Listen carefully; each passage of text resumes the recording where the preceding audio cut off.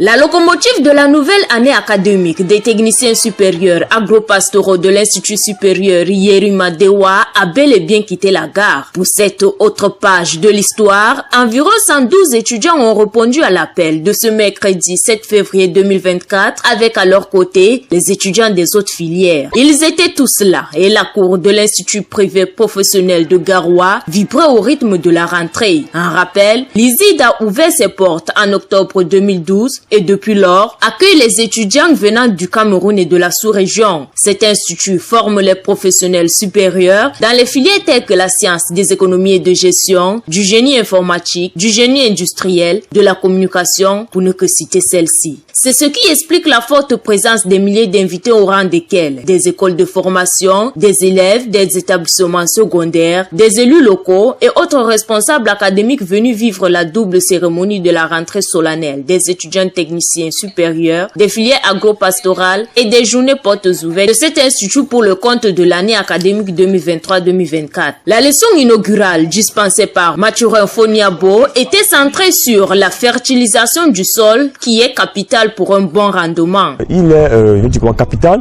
pour les exploitants vraiment de s'intéresser et de voir comment est-ce qu'ils peuvent faire pour améliorer et entretenir leur sol. Parce que la fertilité des sols est un facteur capital pour la production agricole. Travail, discipline, succès reste la devise inchangée de cet institut de formation. Le responsable de l'établissement, dans son allocution, n'a pas manqué d'honorer le labeur abattu par ses collaborateurs qui ont permis de hisser cet institut en pole position parmi tant d'autres dans la région. En faveur de la filière agro-pastorale, l'Institut supérieur Yerima Dewa a bénéficié du ministère de la recherche scientifique et de l'innovation 100 plans d'anacarde qui viendront sans doute accroître le champ expérimental bénéfique pour les apprenants. Je pense que les 100 plans du MINRESI vont permettre d'accroître la superficie du verger de l'Institut supérieur Yerima Dewa. Vous venez de voir le champ d'expérimentation avec les 100 plans qui ont été donnés l'année dernière qui sont suffisamment matures. D'ici